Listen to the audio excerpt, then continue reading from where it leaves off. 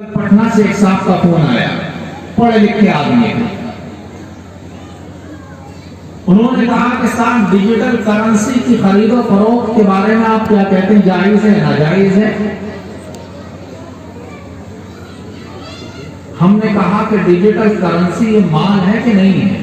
कहने लगे ये तो बहुत सेफ माल है, सोने और चांदी से भी ज्यादा महफूज और सेफ माल है,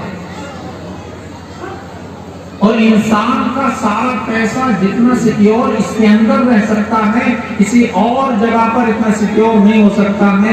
न चोर चोरी कर सकता है, न डाकू डाका डाल सकता है, न ये माल खराब हो सकता है। हम नोट, कागजी नोट जेब में रखते हैं, पानी में भीग जाएंगे, खराब हो जाएंगे, कोई चोरी करके ले जाएगा, चोरी हो जाएंगे, हम खाली हाथ रह जाएंगे। लेकिन ये जो डिजिटल करेंसी है, क्रिप्टो करेंसी जिसको कहा जाता है, या बिटकॉइन वगैरह जिसको कहा जाता है, ये तो बहुत सिक्योर पैसा होता है, ये तो माल है। हमने कहा कि इस पर कब्जा करना आसान है, मुमकिन है। तो कहने लगे ये तो बहुत कंट्रोल में रहता है, महफूज रहता है। मैंने कहा ये जो बिटकॉइन है, ये डिजिटल करेंसी है, कभी जिंदगी में देखी है इसकी शक्ल? अब इस पर वो खामोश।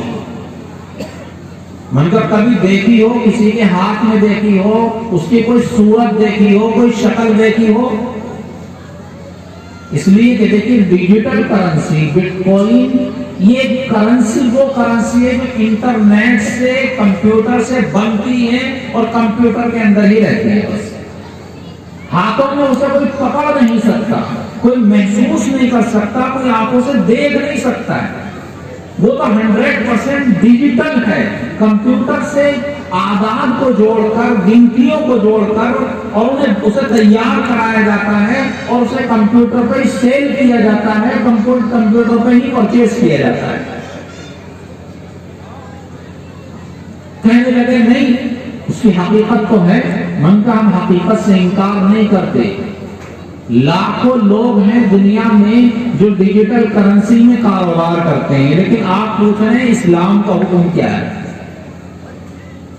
तो इस्लाम ये कहता है कि जिस चीज को आप खरीद रहे हो, जो मबी कहलाती है इस्लाम की नजर में, जिस चीज को आप खरीद रहे हैं वो चीज मौजूद होनी चाहिए, महज गिनतियों के अंदर ना हो। वो चीज मौजूद हो, ऐसी मौजूद हो कि अगर आप उस पर कब्जा करना चाहें तो कब्जा करके अपने हाथ में रख सकते हैं, और जब जरूरत पड़े तो आप उसको अपनी जरूरत में इस्तेमाल कर सकते हो। बताइए क्या इस तरह से ये करेंसी है? तो कहने लगे नहीं, वो तो इंटरनेट से खरीदकर इंटरनेट पर ही बेची जाती है। हमने कहा कि इससे आगे जरा ये बताइए कि हिंदुस्तान ही नहीं बल्कि दुनिया के 95% ममालिक में ये करेंसी वैलिड है या नॉन वैलिड है?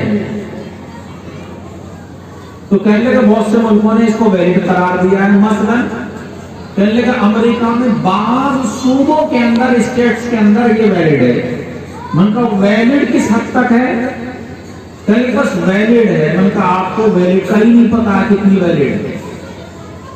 इनका सिर्फ इतनी ही इजाजत है कि वो कारोबार इसका कर सकते हैं, लेकिन मार्केट में जाकर उससे दूध खरीद कर ले आए, उससे आटा चावल चीनी खरीद कर ले आए, इससे कपड़ा खरीद कर ले आए, कहने लगे इस दर्जे नहीं है। और मन का फिर हिंदुस्तान जैसे मुल्क के अंदर जिसमें हम रहते हैं, जिसके कानून को हम फॉलो करते हैं, जिसके कानून पर हम अमल करते हैं, क्या हमारे मुल्क का कानून इस करेंसी के रिवाज की इजाजत देता है? क्या नहीं, हिंदुस्तान में तो इसकी इजाजत नहीं है। मैंने कहा आपने करोड़ 10 करोड़ रुपया इसमें लगा दिया और वो कोई लेकर चला गया, कोई चोरी करके चला गया इंटरनेट से ही, तो उसका जिम्मेदार हुकूमत तो होगी नहीं, इसलिए हुकूमत की नजर में ये वैलिड ही नहीं है। पहले तो चोरी नहीं होती, यानी मुझसे वो जायज कहलवाना चाह रहे थे, और शायद कोई इस चीज को ना जानता होता, हो सकता जायज कह देता। मैंने कहा कि आपको इस करेंसी के फ्रॉड के बारे में मालूम नहीं है कि पूरा सट्टा है और धोखा है, ये जाल है शैतान का। फिर मैंने उनको चंद आदाद शुमार गिनाए। मैंने कहा 16 करोड़ अमेरिकी डॉलर की करेंसी, डिजिटल करेंसी खुला वक्त में चोरी हुई। या मसलन एक साउथ अफ्रीका का एक रईस था, मालदार था, और उसने बहुत से लोगों से पैसा लेकर इस करेंसी को खरीदने में लगाया था। वो इंडिया घूमने के अंदर लिए आया और यहां आकर उसका इंतकाल हो गया और हजारों करोड़ रुपया लोगों का मारा गया।